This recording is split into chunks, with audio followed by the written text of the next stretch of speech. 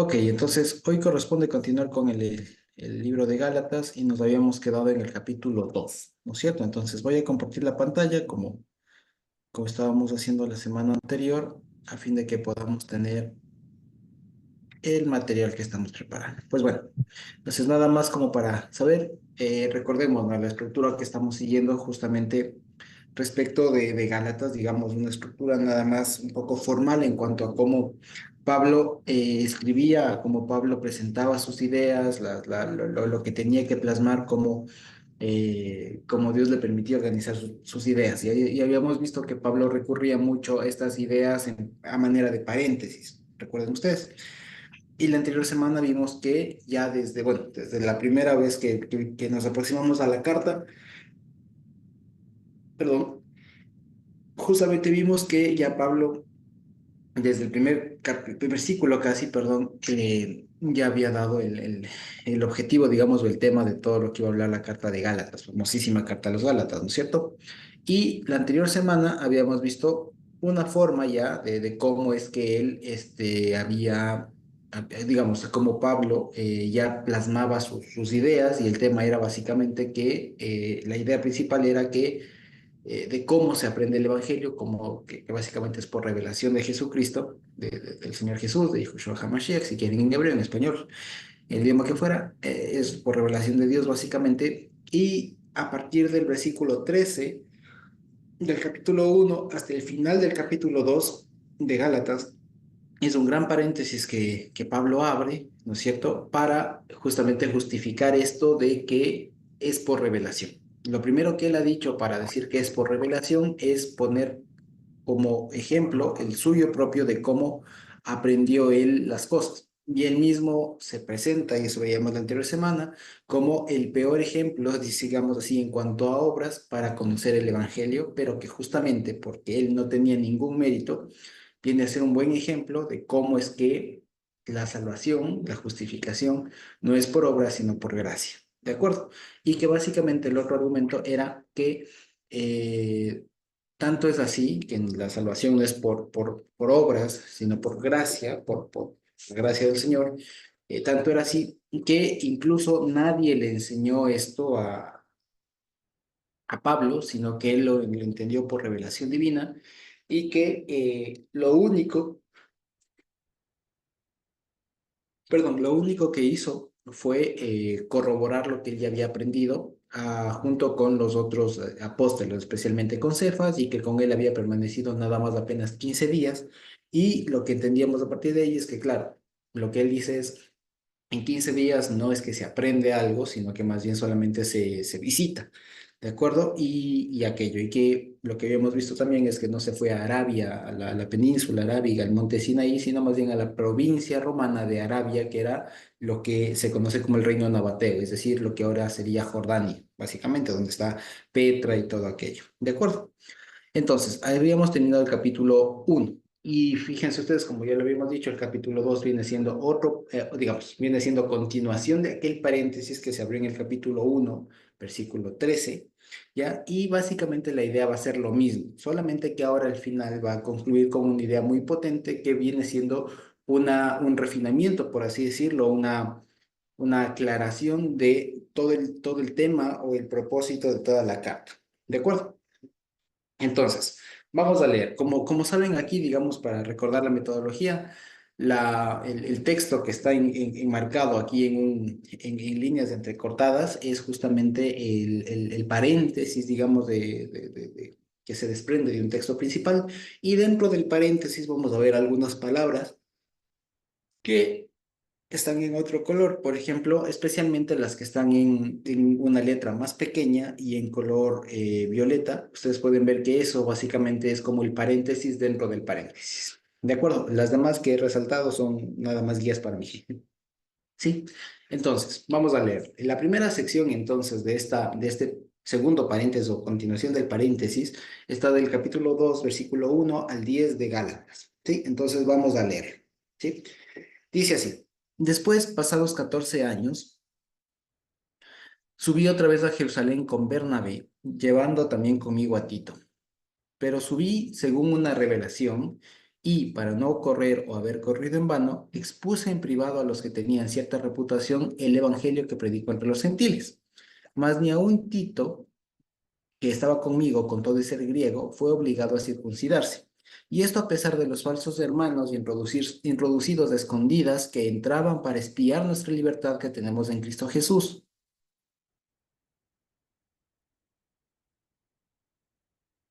Perdón, para reducirnos de esclavitud, a los cuales ni por un momento accedimos a someternos para que la verdad del Evangelio permaneciese con vosotros.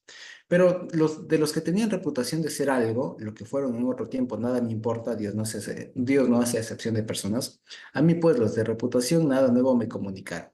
Antes, por el contrario, como vieron que me había sido encomendado el Evangelio de la incircuncisión, como a Pedro el de la circuncisión, pues del que actuó en Pedro para el apostolado de la circuncisión, actuó también en mí para con los gentiles, y reconociendo la gracia que me había sido dada, Jacobo, Cefas y Juan, que eran considerados como columnas, nos dieron a mí y a Bernabé la diestra en señal de coinonía, de amistad, digamos ahí, para que nosotros fuésemos a los gentiles y ellos a la circuncisión. Solamente nos pidieron que nos acordásemos de los pobres, lo cual también procuré hacer con diligencia.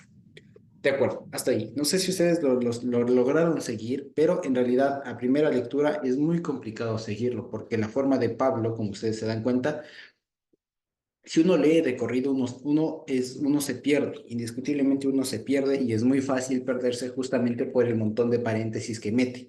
Y eso justamente es una de las razones por las que la escritura de Pablo a veces se tiende a complicar mucho, cuando en realidad es bastante más sencillo.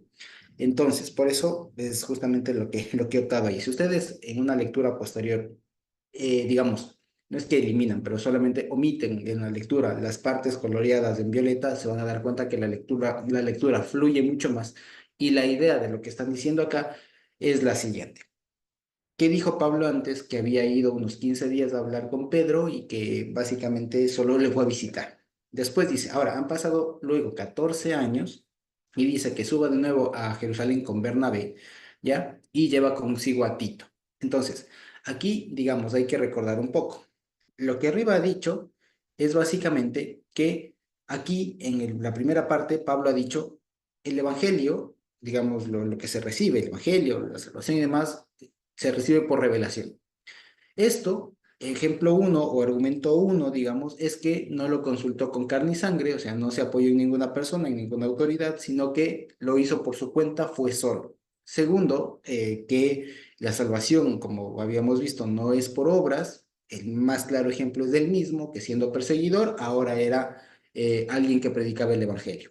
Después, que no aprendió de ninguna parte, justo de ninguna persona ni autoridad, lo ejemplifica él diciendo que lo único que fue es a conversar, a visitarle por 15 días a Pedro, a Cefas y después a Jacobo, y de ahí no habló con nadie más. Y que solamente más bien se dedicó a predicar entre los gentiles, y lo que se sabía es que eh, Pablo, que era un perseguidor, ahora estaba predicando.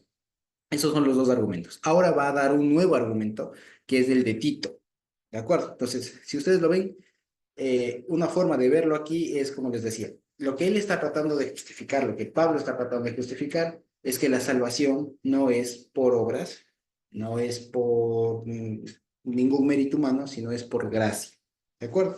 Y que esto es una revelación. Es decir, esto, que es de lo que estamos hablando, se alcanza solamente mediante revelación divina, ¿sí? O sea, esto no se aprende, digamos, de manera convencional, esto no viene en un libro, no viene en una escuela de pensamiento, esto es revelación divina, esto es relación Dios con su pueblo.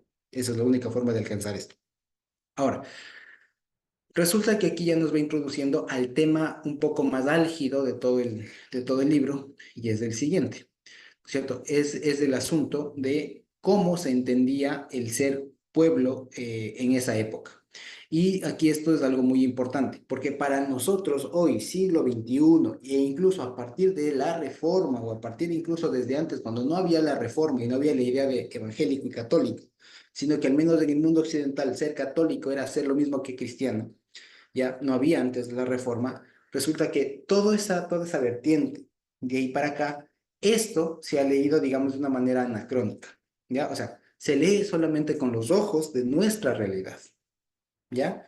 Entonces, cada vez que yo lea aquí la ley o no sé qué, o cosas por el estilo, los voy a leer desde la perspectiva, o se suelen leer desde la perspectiva actual, pero no desde la perspectiva de Pablo, de cómo estaba hablando y cómo era la situación en cuando Pablo estaba hablando, cuando Pablo estaba dictando seguramente esta carta. Y el asunto es que acuérdense que las personas que habrían ido a perturbar, a trastocar el evangelio que Pablo predicó, serían o bien judíos, ¿ya? Y esto no se sabe a ciencia cierta, pero parecería que que no son tanto como judíos, digamos así, extraños, como decir fariseos, que estaban intentando revertir el cristianismo, sino más bien parecería que eran cristianos, o sea, eran personas judías, posiblemente fariseas, pero judías, que proclamaban el Señor Jesús, pero también incluían algunas otras cosas chuecas. ¿De acuerdo? Entre esas cosas chuecas, ahora lo vamos a ver, y justo les decía, a esto se va encaminando toda la exposición de Pablo, ¿ya?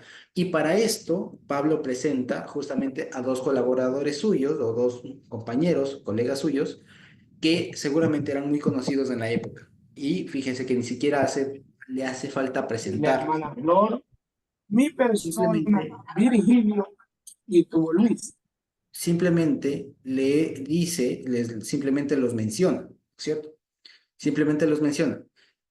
Fui con Bernabé y Tito, ¿de acuerdo? Ahora, Bernabé, recordemos, ustedes recuerdan un poco de Hechos 15, Hechos 13, por allá, cuando Pablo, antes de que pase el famoso concilio de Jerusalén, Pablo es enviado con Bernabé a predicar, ¿no es cierto? Y Bernabé, dato curioso nada más, es el nombre griego de él. Él en realidad se llamaba José, ¿de acuerdo? Si no me equivoco, José o Josefo.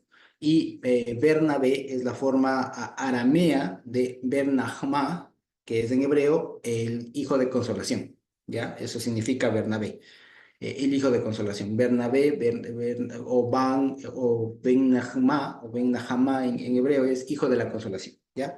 Eso significa. El asunto es que era una persona conocida y Tito viene siendo el argumento central acá, como les decía. Ahora, ¿quién era Tito? Tito seguramente no se sabe mucho, solamente se sabe que después Pablo, digamos, aparece siendo uno como una especie de discípulo de Tito juntamente con Timoteo, tiene su carta escrita o dirigida hacia él, justamente la epístola de Tito, y por ahí en Timoteo se le nombran algunas veces y en algunas cartas, en dos cartas si no me equivoco, creo que es la una de Corintios y la otra de Timoteo, aparece Tito como un ayudador, digamos, como un líder, si se quiere, ayudando en dos diferentes lugares, en las dos menciones en las dos ocasiones en las que se les menciona, se le menciona en las otras cartas. El asunto que nos importa acá es que Tito era griego, era de origen griego, es decir, era gentil.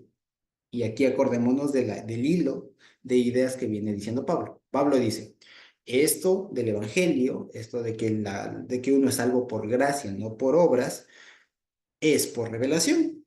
No se aprende, ejemplo yo, un judío perseguidor celoso de las tradiciones, erradas, pero celoso, ¿ya? Y ahora va a dar otro ejemplo, que es todo lo contrario y que justamente ustedes van a ver que se va a comenzar a hacer un contraste entre un judío, ¿ya? Y un gentil. Ahora va a hablar del gentil, alguien que ellos conocían, alguien que ellos podían identificar, era Tito. Tito era griego, es decir, un gentil. Nada tenía en su abolengo de Abraham, de Isaac, de los patriarcas, nada tenía, como posiblemente muchos de nosotros. ¿De acuerdo? Nada tenía que ver. Y lo que dice es, yo subí a Jerusalén con Bernabé, ustedes le conocen, otro igual que yo, ya, judío de nacimiento, pero aquí nos vamos a enfocar en Tito. Y dice que subió a Jerusalén por una revelación, justamente. Y dice, pero ni aun Tito fue obligado a circuncidarse, dice. Y ese es el asunto. Entonces, aquí un pequeño anuncio, digamos, que es muy importante que lo tengamos. Mucho del énfasis que se pone en Gálatas, y creo yo de manera equivocada, es en la pregunta de ¿se debe o no circuncidar a las personas? O sea, si el mandamiento de la circuncisión sigue o no vigente. Y en realidad eso es una pregunta mal planteada, porque Pablo nunca habla de eso. O sea, la pregunta, si ustedes se dan cuenta aquí, la pregunta, y cuando Pablo introduce el término o el tema de la circuncisión, no está hablando en términos de si se debe o no, si está vigente o no. Pablo nunca se pregunta eso. Nunca se pregunta en realidad si un mandamiento está vigente o no. Nunca. Por eso es importante, como les decía, que sigamos la línea. La línea ha sido, como les digo, Pablo está justificando por qué la salvación es por gracia y por qué esa gracia aplica tanto a judíos como él, de uno celoso y todo lo demás, y a gentiles. Y aquí va a decir esto. Entonces, cuando aquí Tito es introducido justamente con un tema de que él no venía circuncidado. Eso es lo que quiere decir. Con el tema este de que no fue obligado, ya lo vamos a profundizar un poco más, pero lo que quiero decir primero es que a la vista gentil, lo que significa es que él, de abolengo, de nacimiento, él culturalmente no vino circuncidado. O sea, su cuerpo no tenía la cirugía, por así decirlo, no tenía el corte, ¿ya? Sin embargo, ninguno de los que habían escuchado la carta, de los que iban a escuchar la carta, los que iban a recibir la carta por primera vez, iban a desconocer que Tito era salvo, que era un líder o alguna cosa así. ¿Me explico? Entonces, lo primero que pone aquí en la mesa Pablo es que Tito es un gentil y que un gentil es más, un gentil sin circuncidar, ¿ya? Hasta ahí. Ese es el primer hecho, digamos, de la primera prueba, un hecho, un dato que Pablo pone ahí en la mesa. Que dice, yo soy un judío, eh, hecho y derecho, formado en el judaísmo, ya sabemos lo que es, ¿no es cierto? Tal. Y por otro lado les presento a Tito, que nada tiene que ver como yo, diría, o sea, es gentil a más no poder, digamos, de su origen, él nada que ver, hasta, ni circuncidado es. ¿Me explico? Hasta ahí. Esos son los dos hechos que pone. Ahora, el asunto es que aquí hay que comprender un poco. Según de lo que dice, este capítulo 2 estaría haciendo alusión como tal, una alusión directa a lo que pasó en Hechos 15. En Hechos 15, si ustedes lo recuerdan, básicamente lo pueden leer después, pero para que fluya esto, Hechos 15 recoge lo que se conoce como el Concilio de Jerusalén. Ya, ¿por qué el concilio? Porque se llegó justamente a un acuerdo. Había una disputa entre justamente lo que están hablando aquí. Ya, lo que están hablando aquí. Entonces, ¿cuál era el problema? Que había algunos, como va a decir aquí, hermanos escondidos, o sea, hermanos falsos, ¿ya? Escondidos que espiaban a ver qué pasaba. Y el asunto es que dado que les dice hermanos, el asunto no es que estaba en disputa si Jesús era el Cristo o no, si Jesús era el Mesías o no.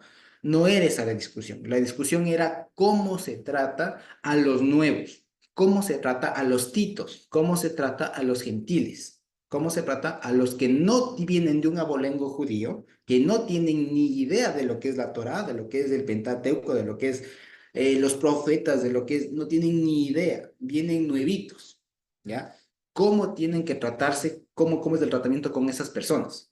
Porque para la época, acordémonos que la mayoría de creyentes eran judíos, no eran gentiles. ¿Ya? Los primeros, incluso ustedes se acuerdan del episodio de Pentecostés, los primeros 3000 que se convierten son judíos, prosélitos de un montón de lado, pero son judíos a la final. No se convierten en gentiles, se convierten en judíos. Así que el grueso, digamos, de la congregación de la primera iglesia eran judíos de nacimiento. Por lo tanto, su vida no cambiaba. Solamente su vida, quiero decir, su día a día no cambiaba. Seguían respetando Shabbat porque eso lo hicieron desde siempre. Seguían circuncidados porque eso lo hicieron siempre. Seguían casados porque eso lo hicieron siempre. Seguían comiendo lo que tenían que comer porque eso lo hicieron siempre. Pero llegó el momento en donde, ¡pah!, se convierten en un montón de gentiles que ni idea de acá, que venían realmente de otra tradición. Romanos, griegos, árabes, un montón de gente se comienza a convertir que en su abolengo, que en su origen, en su historia, no había nada de judío. Y ahí viene el asunto. ¿Cómo les hacemos la tradición? ¿Cómo se da, perdón, esa transición de salvo a no salvo, perdón, de no salvo a salvo, de ser gentil a ser pueblo, o si se quiere, de ser gentil a ser gentil santo? ¿Cómo se da esa transición? Y más que nada porque había muchos problemas. Porque ustedes saben, y de pronto nosotros aquí, ya que estamos con más experiencia, sabemos, tenemos una idea más clara de lo que es toda la ley, de los mandamientos, de los hukim, de los mishpatim y tanto término que hemos dicho. Sabemos del montón de cosas que hay. Pero alguien realmente nuevito, que viene de otra realidad, ¿cómo le enseño todo eso? Ese era el problema. Y algunos los que decían, lo que decían era, pues qué pena, hay que meterles de golpe. ¿Ya? Es básicamente lo que dicen, hay que meterles de golpe y tienen que cargar con todo de una. Y lo que se dijo en el Concilio de Jerusalén, Hechos 15, se dijo, no, A los nuevos hay que hacer una transición, hay que hacer un proceso educativo. Si ustedes quieren entenderlo de esa manera, así se puede entender el Concilio de Jerusalén. Los nuevos, por ser nuevos, deben tener un proceso educativo, de Shabbat en Shabbat, poco a poco. Hay algunas cosas que se les exige, sí, desde el día uno, pero no todas. Las demás, todo lo demás se va aprendiendo poco a poco y digamos, cómo debe ser. Eso es a lo que llegaron, digamos, en concilio ahí. Entonces, aquí Pablo, en Gálatas, recuenta un poco eso, y al parecer, Pablo lo que cuenta aquí es cómo él llegó a ese concilio, y llega con Tito, un gentil sin circuncidar, pero salvo. ¿Ya? Y aquí recuerda todo el problema que ya se dio en Jerusalén y cómo se solucionó allá. ¿De acuerdo? Entonces, aquí primero el hecho uno, o sea, la prueba, digamos, del dato que Pablo da aquí es que Tito era un gentil sin circuncidar. Salvo, pero salvo. Y segundo, lo que dice aquí en el versículo 4 y 5 que según algunos estudiosos, lo que dicen es aquí Pablo incluso, como dato curioso entre paréntesis, el lenguaje que utiliza aquí Pablo es muy torpe, es gramaticalmente torpe, por así decirlo. Y al parecer lo que dicen es, esto corrobora que la carta fue dictada y que Pablo iba dictando según iba pensando y a veces como que no tenía mucho sentido lo que decía, más o menos algo así. No en el sentido de que hablaba disparates, sino en el sentido de que como que a veces es complicado traducir las cosas y hacer que tengan un sentido, digamos, ¿ya? Pero más allá de eso, el versículo 4 y el versículo 5 del segundo capítulo de Gálatas viene a ser como un paréntesis, digamos, muy explicativo, ¿no es cierto?, de la situación, ¿ya?, que había ahí. ¿Y qué nos dice? Que había falsos hermanos introducidos de escondidas para espiar la libertad que tenemos en Cristo. ¿Qué significa eso? No es otra cosa, sino que está describiendo la realidad a la que se encontró, se enfrentó, con la que se topó Pablo cuando fue a Jerusalén con Bernabé y con Tito. Había personas que al parecer eran hermanos, o sea, como les decía, profesaban seguramente a Jesús, pero lo que tenían era una traba, una tara con la ley. O sea, no habían entendido el rol de la ley. Ese era el asunto. ¿Ya? Hasta ahí. Entonces, esos son los hechos que Pablo pone aquí. Entonces dice, para recapitular un poco, ¿ya? Ha primero puesto su propio ejemplo de cómo Dios le llamó y ahora va a poner el ejemplo de Tito. Pero para explicarlo de Tito, tuvo que explicar un poco antes el tema de qué pasó en Jerusalén en esa época y cuál era el contexto, ¿ya? Que había gente como la que seguramente estaba acosando, digamos, ahora a los Gálatas, y va a decir cómo pasó en ese momento.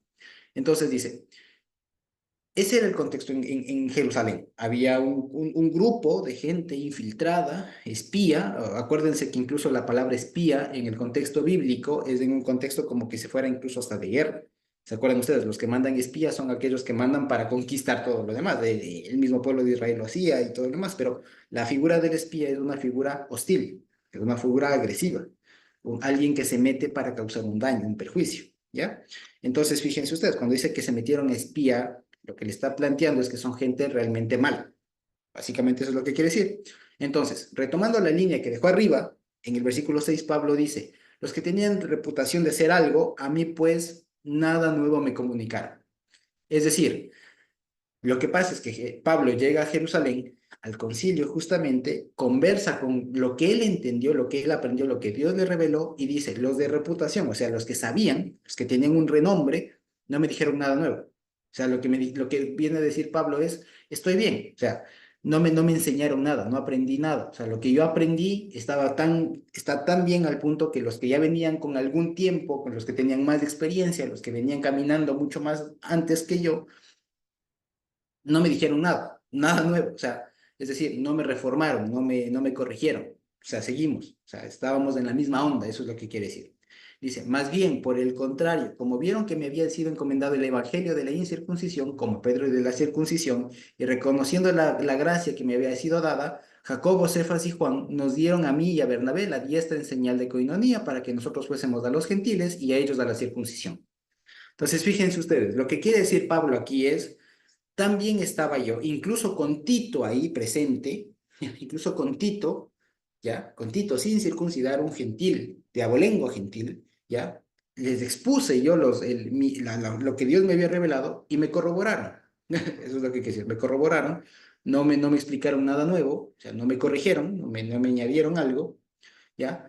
Y simplemente lo que pasó es que más bien me dijeron, sí, anda. Y es más, recuerda que le dieron la diestra y eso significa una señal de aprobación, como dice ahí en coinonía, ¿no? Que es esto ¿cómo es lo que se suele traducir coinonía? De hermandad. ¿Ya? En señal de hermandad, en señal de estamos bien, somos de los mismos. Y lo que le dice aquí, fíjense ustedes cómo Pablo va utilizando las palabras. Cuando aquí utiliza, por ejemplo, la palabra circuncisión, no está utilizándola en el mismo sentido en el que dijo en el versículo 3, punto uno. Cuando arriba dijo que perdón, que Tito no fue obligado a circuncidarse, eso es un hecho. Está hablando de la cirugía, del corte. Pero cuando abajo, en el versículo 9 dice que para que ellos fueran a la circuncisión, ¿no? Fuésemos a los gentiles y ellos a la circuncisión, o que Pedro, o en el 7, ¿no? Que a él, a Pablo, le había sido encomendado el evangelio de la incircuncisión y a Pedro el de la circuncisión. Evidentemente no está hablando, como algunos malentienden, de que a Pedro sí le estaba autorizado el seguir predicando la cirugía, ¿ya? Y a Pablo no, y a Pablo le estaba prohibido, ¿ya? Predicar la cirugía.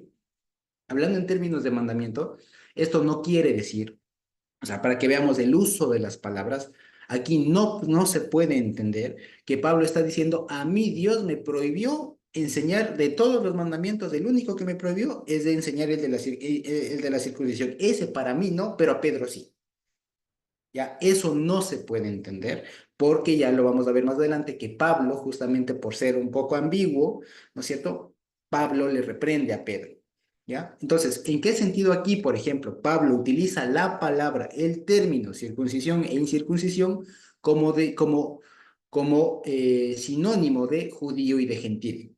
¿De acuerdo? Por ejemplo, aquí miren lo que dice en el 7, ¿no? Como vieron que me había sido encomendado el de la incircuncisión, el evangelio de la incircuncisión, fíjense ustedes. Acá, fíjense, dice, para que nosotros fuésemos a los gentiles. Ah, entonces, cuando aquí Pablo utiliza la palabra incircuncisión, no está haciéndose referencia ni al mandamiento, ni a la cirugía, ni a nada, sino una forma de decir a los gentiles. Y cuando dice que Pedro tenía encomendado el evangelio de la circuncisión, no está haciendo referencia a la cirugía ni al mandamiento, sino a los judíos, al pueblo eminentemente judío. Eso, fíjense nada más, esto es muy importante y pongan mucha atención aquí, porque esto es como Pablo habla, y a veces incluso por estos términos es que se pierde la gente, y muchas veces de aquí, y textos como estos, la gente suele terminar deduciendo cosas que nunca la Biblia dijo. Entonces aquí ya les digo, uno no puede concluir de aquí que a Pablo se le prohibió de todos los mandamientos, el único que estaba prohibido era el de la circuncisión, a diferencia de Pedro. Pedro sí podía predicar la circuncisión. Eso no es así. Lo que estaba utilizando aquí, como les digo, la palabra circuncisión y circuncisión es como sinónimo de judíos y gentiles. Nada más por eso, ¿ya? Es una forma, si se quiere, muy pedagógica de referirse a las personas. Sí, al parecer, parecería que está utilizando, me animo a pensar, esto es un pensamiento mío, está hablando en términos, en jerga, digamos, de la época, ¿ya? Más o menos así como decían nosotros como hoy nosotros decimos los impíos, ¿ya? Los impíos. Pero si somos muy técnicos, la palabra impío significa el que no tiene piedad, ¿ya? O sea, alguien sin escrúpulos, ¿ya? Pero nosotros decimos del impío como alguien que no es cristiano, como alguien que no es creyente, me explico, ¿ya? Algo así básicamente. Entonces, es como Pablo usa las palabras y por eso es que hay que saberle leer a Pablo, ¿ya? Y fíjense ustedes que leyendo la parte nada más azul que me he permitido resaltar, fluye la idea y se entiende lo que quiere decir Pablo. Fíjense, Pablo lo que dice es la salvación, por última vez, no es por gracia, por así decir, no es por obras, sino es por gracia. Ejemplo, yo y Tito, básicamente. Y tanto es así que esto se recibe por revelación. Dos veces me pasó esto. La primera, cuando recién yo conocí al Señor, diría Pablo, ¿no?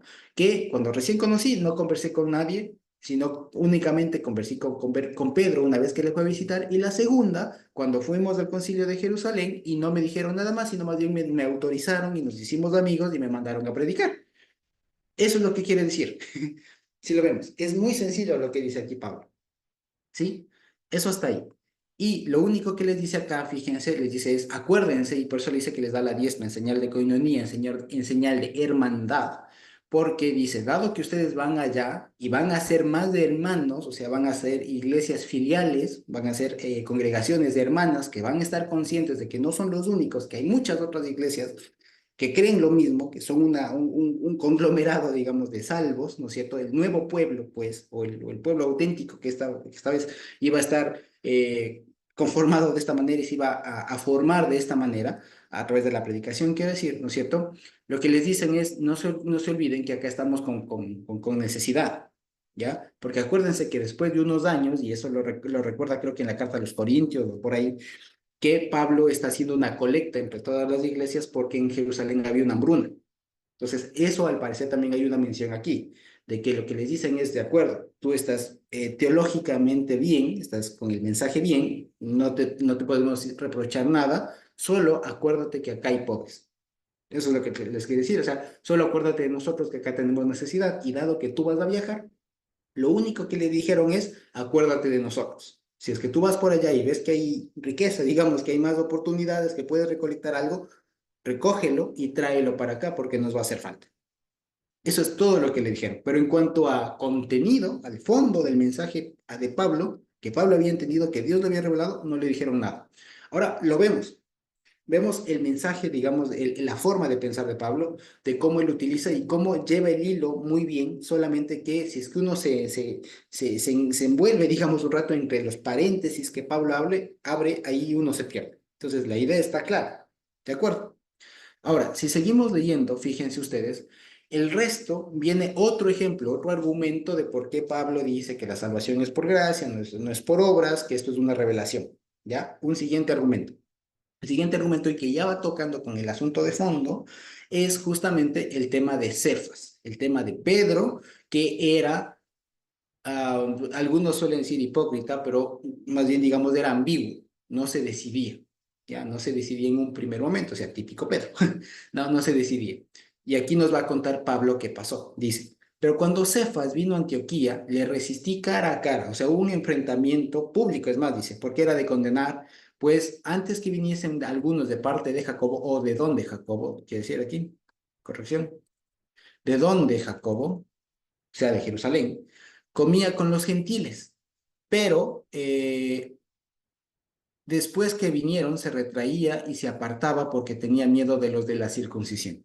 Y en su simulación participaban también los otros judíos, de tal manera que aún Bernabé fue también arrastrado a la hipocresía de ellos. Pero cuando vi que no andaban rectamente conforme a la verdad del Evangelio, dije a Pedro delante de todos, si tú siendo judío vives como los gentiles y no como judío, ¿por qué obligas a los gentiles a judaizar?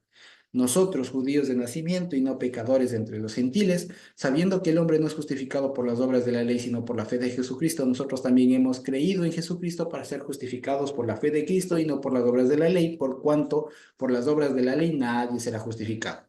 Y si buscando ser justificados en Cristo también nosotros somos hallados pecadores, ¿es por esto Cristo ministro de pecado? En ninguna manera. Porque si las cosas que destruí, este mismo vuelvo a edificar, transgresor me hago. Porque por la ley soy muerto para la ley, a fin de vivir para Dios. Con Cristo estoy juntamente crucificado, y ya no vivo yo, mas Cristo vive en mí. Y lo que ahora vivo en la carne, lo vivo en la fe del Hijo de Dios, el cual me amó y se entregó a sí mismo por mí. No desecho la gracia de Dios, pues si por la ley fuese la justicia, entonces por demás murió Cristo. ¿De acuerdo? Entonces, ahora bien, ¿cuál es el asunto? Una vez más, Pablo da un hecho, algo que pasó. ¿Qué dice Pablo? Dice, esto es tan así que incluso Pedro no lo tenía claro y estaba un poco ahí ambiguo, no se decidía. Dice, ¿qué pasó? Pedro, antes de que vengan judíos, o sea, se entiende, hermanos de estos falsos hermanos, si se quiere, o incluso pueden haber sido hermanos, ya, bueno, judíos, pues, ¿no es cierto?, de abolengo y todo lo demás. Si no estaban judíos, comía con los gentiles, compartía el pan y no había lío, ¿ya? Pero si venían judíos, resulta que se apartaba y tenía miedo, ¿ya? Y dice que esto era algo grave porque incluso Bernabé también cayó en esa práctica, ¿de acuerdo? Ahora, paréntesis explicativo. Si bien de esa época no hay como tal información respecto de cómo era la concepción de compartir el pan con una persona u otra, sí hay una tradición, digamos, que se recoge unos cuantos siglos después al respecto. ¿Y qué quiere decir? En la Mishnah incluso se recoge, y en el Talmud y en algunos otros escritos, se recoge que un judío no puede comer, o que especialmente los fariseos, para ser más exactos, no comían o tenían cuidado, por así decirlo, de comer con gentiles, ya de partir incluso por algunas razones. Una, por ejemplo, porque no sabían y no podían comer, porque no sabían si es que lo que comieron, incluso vegetales, pónganse ustedes, fueron diezmados. O sea, si es que no se sacó el diezmo. Entonces, como no tenían seguridad si lo que está en la mesa de aquello se sacó el diezmo, entonces no comían. Precaución ellos para no pecar, según ellos, acuérdense la lógica de los fariseos. La otra, que no comían con gentiles, porque quién sabe qué comida estaría comiendo. O sea, si es que quién sabe y mató un animal que uno no sabe y sabe igual. Problema. Otra, porque la típica y a veces la paranoia que a veces tenían los fariseos, como a veces, incluso a veces se contagia, ¿no? El tema de, uy, pero ¿y quién sabe si este gentil al momento de matarle no le consagró a un dios y estoy comiendo carne consagrada a un ídolo y me estoy tal? Entonces, fíjense, había muchas restricciones, muchas, si se quiere, precauciones, digan ustedes, un poco exageradas respecto de comer. Una porque no pudo haber estado diezmado, otra porque pudo haber estado contaminada, otra porque pudo haber estado dedicado por Dios, etcétera. Entonces, ante todas esas dudas, esas cuestiones, los fariseos decían mejor con los gentiles ni comas, ¿ya? Entonces, el asunto es que aquí Pablo le enfrenta a Pedro porque Pedro pensaba todavía, o sea, se dejaba impresionar por el tema, por la tradición judía de no comer con gentiles por precaución. El asunto aquí, ¿cuál es el problema? Que Pedro no se daba cuenta que ellos ya eran salvos. ¿Ya? Y que los que venían a ser como una especie de policía judía, si se quiere, que seguramente no tenían alguna autoridad, pero seguramente eran personas que podían llevar algún reporte, alguna novedad de Pedro comiendo con gentiles, ¿no es cierto? Lo que podía decir es, lo que ellos podían ver es que Pedro está comiendo con gentiles, o sea, Pedro está potencialmente pecando. El asunto es que Pablo le dice, oye, ¿cómo vas a decir tú que esto, o sea, que no puedo sentarme a comer con un hermano solo porque es de origen gentil? O sea, tú estás suponiendo, y por eso es que se ve que le enfrenta cara a cara y dice públicamente, o sea, le hizo un bochorno, ¿no? Le hizo un bochorno Pablo a Pedro. Imagínense, al apóstol Pedro, Pablo se le para enfrente de todos y le dice, tú estás haciendo mal. ¿Por qué? Porque estás suponiendo que el hermano gentil todavía no es salvo y por eso estás suponiendo que sus prácticas no son de acuerdo con las tuyas, que su forma de comer no es de acuerdo con la tuya. Siéntate a la mesa y come con mi hermano. ¿Me explico? Eso es lo que básicamente le habrá dicho. Es una reprensión muy fuerte. ¿Ya? Y lo que las preguntas que hace Pablo a partir del versículo 14, perdón, 15, bueno, sí, 14, la parte B en adelante, son una forma muy elaborada de sostener esto, ¿ya? O sea, una vez más, lo que estaba haciendo Pablo es lo importante que hay que saber. Pablo, ¿por qué no comía con gentiles? Y no con cualquier gentil, con los hermanos gentiles, debe entenderse, o sea, con los titos, con los hermanos gentiles. Con ellos se sentaba a comer, con los hermanos, no estaba comiendo en la plaza, no, estaba comiendo con los hermanos gentiles, por así decirlo, con los hermanos de origen gentil. Y cuando venían los otros, se hacía loco. Me explico. Eso era de condenar. Por eso dice, cuando le vi haciendo esto, le resistí porque era de condenar. O sea, ¿en qué momento? Entonces, Pablo lo que le dice es, ante esto, dice, oye, le llama la atención, le jala las orejas. Fíjense ustedes, y en el 14 le dice, ¿no? Le dije a Pedro delante de todos, si tú, siendo judío, vives como los gentiles y no como judío, ¿por qué obligas a los gentiles a judaizar? Esto es una frase que se puede llevar a mucha interpretación, pero es muy sencilla. ¿Qué significa esto de tú siendo judíos vives como los gentiles? ¿Qué quiere decir? Que tú, judío, ya no piensas, digamos, ya no eres un judío como los otros, digamos así. O sea, más dicho, ¿Qué significa esto de vivir como los gentiles? A veces vivir como los gentiles se piensa que es viva lo que, o sea, vive como quiera, o sea, come lo que fuera y todo lo que sea. Y no, lo que estaba diciendo es tú estás viviendo como los hermanos gentiles, es decir, sin esa traba aquí mental de toda la tradición de que la ley, que no sé qué, o sea, esa mala interpretación de la ley, esa, digamos, corrompida interpretación de la ley y todo el más, eso es vivir como gentil en ese sentido. No se refiere al abolengo de los gentiles, porque el contexto aquí, como les digo, es los gentiles salvos. No está hablando aquí que comía con, qué sé yo, con los romanos en la plaza, con los griegos o con los persas ahí en la plaza, que llegó y comía con todos ahí unos banquetes. No, estaba comiendo con los hermanos gentiles. ¿Sí? Permítame un ratito.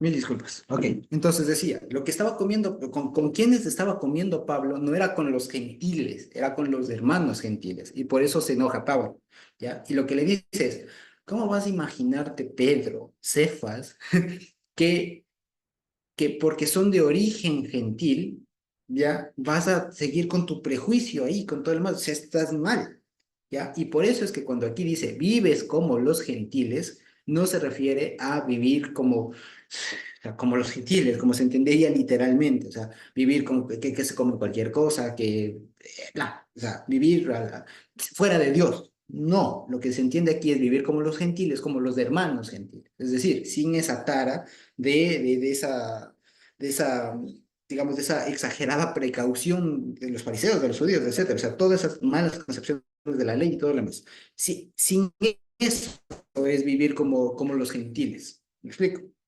Por eso es, y no como judío. Aquí vivir como judío entonces significa vivir o tener en su mente esa concepción errada de la ley, errada de la salvación. Eso significa. Entonces dice, ¿por qué obligas a los gentiles a judaizar? En este sentido, los gentiles serían los hermanos gentiles y judaizar sería enseñar o obligar a tener esa concepción errada de la ley, errada del evangelio. ¿Me explico?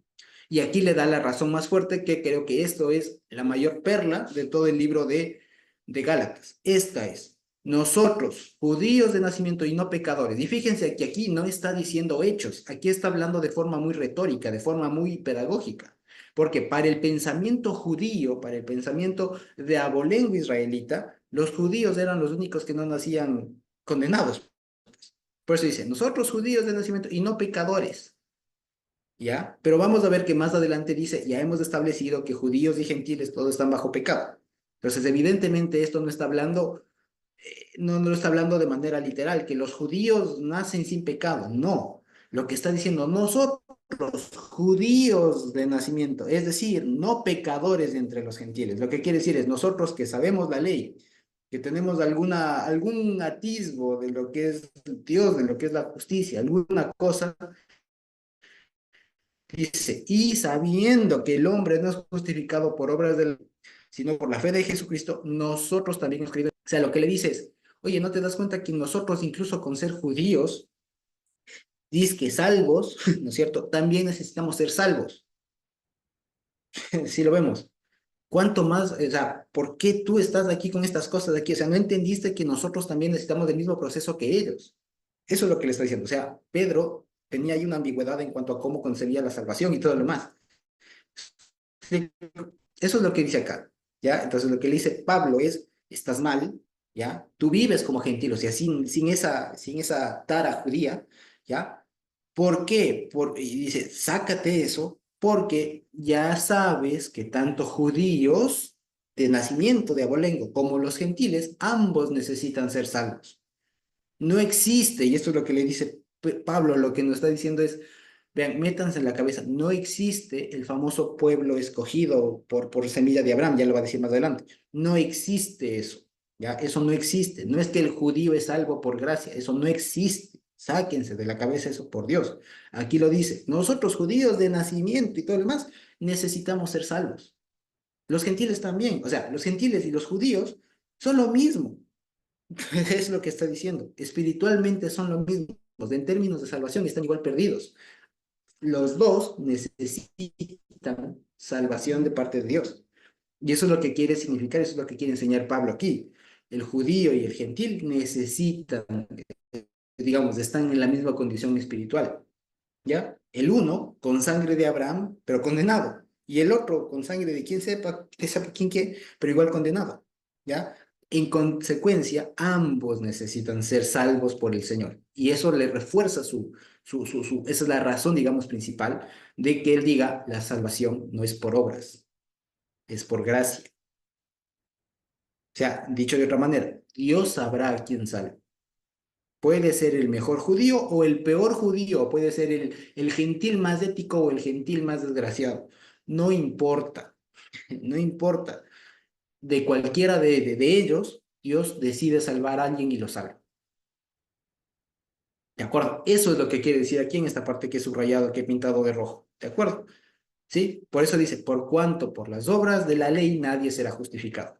Y aquí, especialmente en el medio mesiánico, hubo un prurito, digamos, por pensar que las obras de la ley era algo específico. Las obras de la ley, no, no.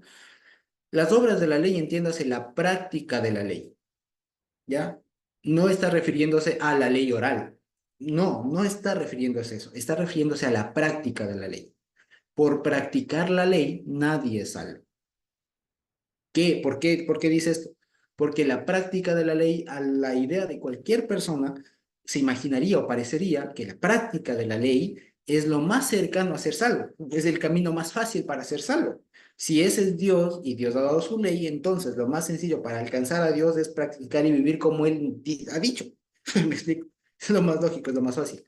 Pero Pablo le dice, no, la práctica de la ley no te justifica. Lo que te justifica, lo que te hace salvo es que Dios te escoja. Y eso, digamos, eso, el asunto, y eso le puede pasar y debe pasarle a un gentil como un judío. O sea, básicamente, recapitulando esto, reformulando, cuando dice, por las obras de la ley nadie será justificado, se está refiriendo a quienes en ese contexto podían practicar la ley. Es decir, una vez más, los judíos no son salvos, está diciendo. O sea, los judíos, por el hecho de ser judíos y de tener algún conocimiento de Torah, no son salvos. O sea, si fuera por ese mero hecho, no son salvos. Eso es lo que quiere decir. ¿Ya? Para que no saquemos una vez más y nadie saque de contexto este tema de que es que, hermano, por las obras de la ley nadie es salvo, la ley está bonita. No, no está hablando de eso. Fíjense por qué es importante tener todo el hilo anterior, ¿ya? Y lo que está diciendo es, ¿quiénes pueden ser los que en ese momento histórico podían practicar la ley? Los judíos. Entonces lo que dice es, los judíos, por el mero hecho, por el solo hecho de practicar la ley, no son salvos. Eso es lo que está diciendo. Por ello les decía, no se puede sacar de contexto y decir, sacar este versiculito, las obras de la ley, por cuanto por las obras de la ley no será justificado, por lo tanto la ley está abolida, somos solo salvos por gracia y coma lo que sea y viva como pueda. No, una vez más, como les digo, a Pablo hay que entenderle y Pablo está dando su discurso, su argumento de por qué tanto gentiles como judíos, ambos necesitan ser salvos para realmente ser salvos. Que la observancia de la ley, en términos de salvación, no significa, ni, no quita ni pone. O sea, da lo mismo que nada, en términos de salvación. O sea, para ser salvo, da lo mismo que guarde o no guarde la ley. Es lo que quiere decir. Lo que importa para ser salvo es que Dios le salve, básicamente. O sea, ¿quién es salvo? El que Dios salva, ¿ya? Y si es que observaba antes la ley, enhorabuena, tendrá menos que aprender. Y si es que no observaba, bueno, no pasa nada, tiene que aprender después. Y ya, eso es lo único que está diciendo después. Nada más, si lo vemos. Ahora, a partir del versículo 17, todas estas cosas que parece aquí, si buscando y que no sé qué, que parece un trabalenguas, hay una cosa medio incomprensible, no es sino lo mismo que acaba de decir, pero en otros términos y en términos de pregunta. Esto es muy pedagógico, típico Pablo, ¿ya? Dice, si buscando ser justificados en Cristo, o sea, si nosotros entendemos que hemos de hallar la salvación porque Dios le plació, ¿ya? También nosotros somos hallados pecadores. Dice, a ver, dice, y buscando ser justificados en Cristo, también nosotros somos hallados pecadores. ¿Esto qué quiere decir? O sea, si nosotros judíos, entiéndase, si nosotros judíos, ya, buscamos, o sea, creemos también, o sea, hemos aprendido, ya, hemos aprendido que necesitamos ser salvos, eso es lo que quiere decir. O sea, recapitulo.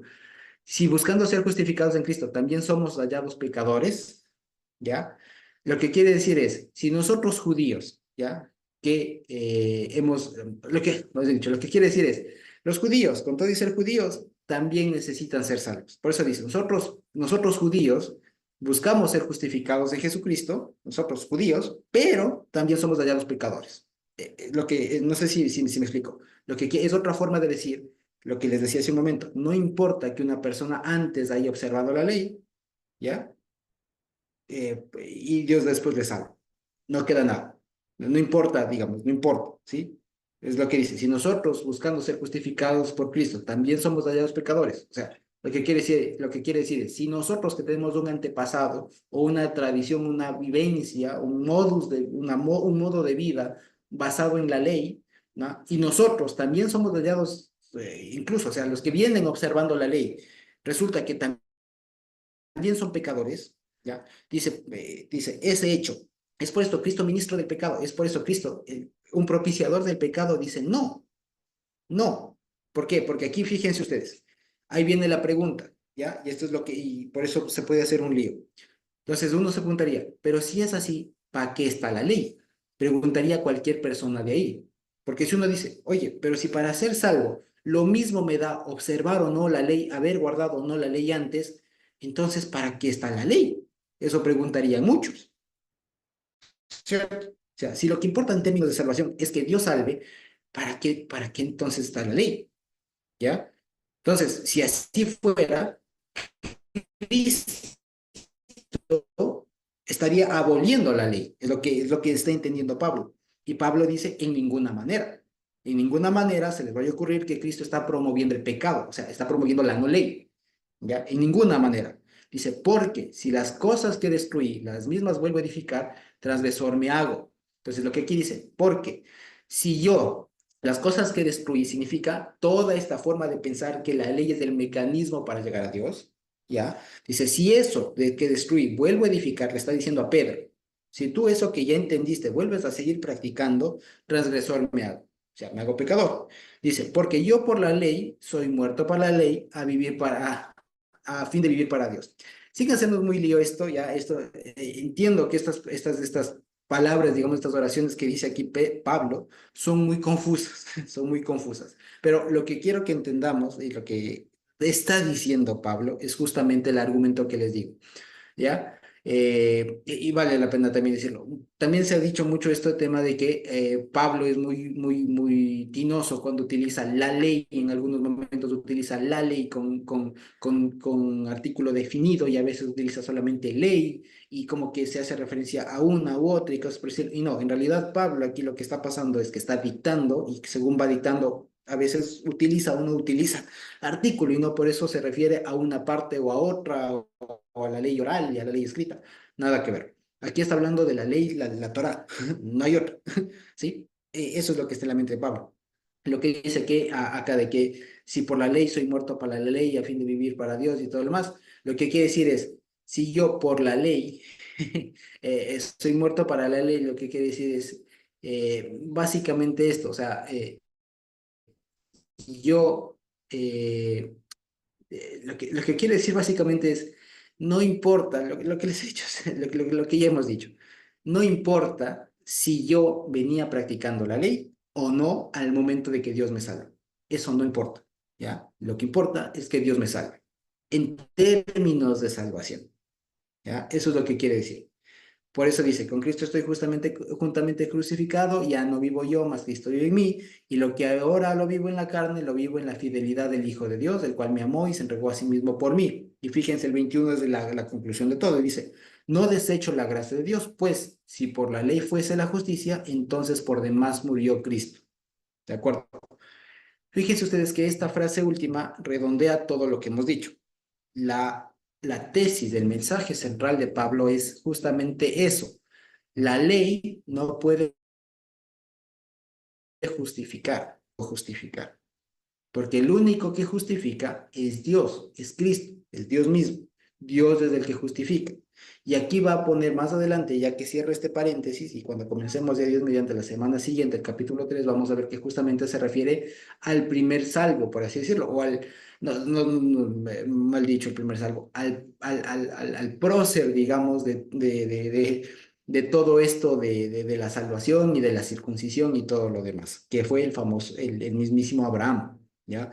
Y analiza después Pablo todo el episodio de Abraham, justamente para explicar cómo funcionó siempre, lo que ya hemos dicho, que Dios primero le escogió, o sea, le salvó y después le dio la circuncisión, la ley, los procedimientos, la práctica de la ley, como señal y como consecuencia de haber sido salvo, ¿ya? Y que no importa de dónde haya venido, sino que Dios le escogió en un determinado momento y ya después la ley entonces se convierte no en el mecanismo para hacer salvo, sino en la práctica en la que un salvo se desarrolla, en el que un salvo comienza a vivir. Eso es básicamente. Entonces, fíjense ustedes, estos versículos que pueden ser un poco confusos, un poco así raros, no hay que, digamos, tenerles miedo por un lado y por otro lado lo que les digo es simplemente se soluciona mucho conseguir la línea, ¿ya? Haciendo una manera de resumen, entonces, todo este paréntesis que comenzamos la semana anterior se expandió a partir de esta frase. Yo ni lo recibí ni lo aprendí de hombre alguno, sino a través de revelación de Jesucristo. Entonces, si uno le preguntaría, ¿por qué dices que es revelación de Jesucristo? La primera razón que da Pablo dice, yo era un perseguidor de la iglesia y Dios me escogió por su gracia. Y nadie me enseñó. Yo lo aprendí solito cuando me fui a la provincia romana de Arabia a estudiar. Me fui para allá, estudié, aprendí y cuando fui a hablar la primera vez con Pedro, no me enseñó nada nuevo, estuve 15 días y solamente me corroboraron y comencé a predicar. Segundo, fui después a Jerusalén con Bernabé y con Tito, un gentil no circuncidado, y cuando había todo este lío que más o menos ustedes están viviendo ahora, tampoco me enseñaron nada. Lo único que me dijeron es, no te olvides de nosotros cuando vayas a predicar por allá, ¿ya? Si puedes, ayúdanos. Y otra forma de entenderlo lo mismo es que yo le resistía a Pedro, porque Pedro tenía esta forma de pensar un poco ambigua y lo que le pude hacer ver y queda sentado es que la salvación no es por obras y que no importa el abolengo que uno tenga al momento de ser salvo, ¿ya? Que si es que viene practicando la ley, va a tener una facilidad al momento de ya ser salvo porque va a continuar de alguna manera con esa práctica, pero que no pasa nada si es que no viene con conocimiento previo de Torah, ¿ya? Porque en términos de salvación, tanto los judíos como los gentiles, ambos están en la misma condición espiritual, ¿sí? Y esto no significa que la ley no sirva para nada, sino que significa que la salvación es por gracia, es por mérito de Dios, no es por mérito de nada. Y que aún los únicos que podían practicar la ley, ya, que eran los judíos, ellos tampoco tenían ningún mérito. Ese mérito no sirve para nada en términos de salvación. Y que lo que sirve, básicamente, es que Dios le escoja, ¿ya? Y que lo que sigue viviendo después, pues es justamente ya lo que le corresponde vivir a cualquier salvo, vivir dentro de los parámetros de la ley, pero por cuanto ha sido salvo y no para ser salvo. Básicamente es eso. Entonces, fíjense ustedes que creo que así el mensaje, especialmente de esta carta de los Gálatas, fluye mucho, fluye bastante y se puede comprender de mejor manera todo esto. ¿Sí? Entonces, espero yo también haber sido claro, espero haber sido un poco, haber no caído en lo mismo de Pablo. haberme dado vueltas, pero básicamente eso es lo que quería decirles. Entonces, fíjense ustedes que creo yo que esta forma de diferenciar, de distinguir cuando Pablo está manteniendo el hilo y cuando está abriendo paréntesis, creo que ayuda mucho para entender justamente lo que de alguna manera, fíjense ustedes, ya sabemos todos. Pero Pablo aquí, o lo que estamos viendo aquí, es cómo Pablo lo sostiene, cómo Pablo lo sostiene, digamos, en un primer momento, que su primer momento, la primera forma de demostrar o de exponer todo lo que él ha aprendido es a través de testimonios vivos, ¿ya? Él mismo, Tito, Pedro, pone tres ejemplos de personas en donde se plasma lo que él está enseñando. Y después ya se mete a un tema un poco más, si se quiere, de escritura, que se va a Abraham, que Isaac, que la Jerusalén celestial, la terrenal y todo lo demás, básicamente ya son explicaciones de lo mismo, pero ya a través de la escritura, como para que veamos incluso que el Evangelio se puede predicar no solo a partir de la Biblia, sino también a partir de los testimonios. Explico. Aquí, por ejemplo, Pablo está explicando esta cosa muy importante a través de su propio testimonio, a través del testimonio de Tito y del de Pedro, de lo que le pasó a él con Pedro. Básicamente es su testimonio, ya de lo que le pasó a él, de lo que pasó a él con Tito y Bernabé y de lo que le pasó a él con Pedro, con Cefas cuando le resistió. Entonces, eso básicamente. Entonces, como vemos, es un tema bastante interesante y por el cual yo esperaría que no nos hagamos ya más lío en el futuro, porque en realidad no da para hacerse lío. Y por así decirlo, si hacen lío, como diría Pedro después, los neófitos, o sea, los que no comprendieron mucho de estas cosas y terminan, como les decía, sacando conclusiones erradas, muy aceleradas, por no comprender toda la estructura del texto y lo que está teniendo Pablo en la cabeza en ese momento, y por no conocer el contexto digamos, o no tomarse en serio el contexto de lo que estaba pasando cuando Pablo estaba escribiendo esto, o seguramente dictando esto. ¿Sí? Entonces voy a dejar de compartir para vernos de nuevo. Y una vez más, espero haber sido claro. ¿Sí? Espero haber sido claro y espero que haya podido haber quedado. Y una vez más, es mi anhelo que no haya sido más bien confuso, sino que pueda haber sido lo suficientemente conciso y una vez más claro para que podamos haber, para que hayamos podido clarificar este tema de Gálatas y que pues nos refinemos, si es que fuera el término, alguna cosa que de pronto en algún momento se haya dicho de Gálatas que Gálatas no dice. ¿Sí? Eso, entonces no sé si tenemos alguna pregunta por ahí, algún comentario que quisiéramos exponer antes de terminar.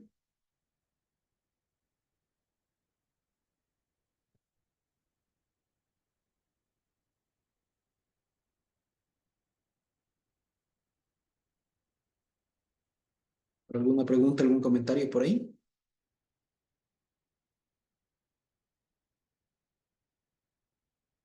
¿No? Creo que no. Entonces No, podemos pues, terminar. ujú. ¿Natita? No, te decía que sí, que no tenemos ninguna pregunta. Ah, Sí. ya. Ok, bendito Dios entonces, gracias.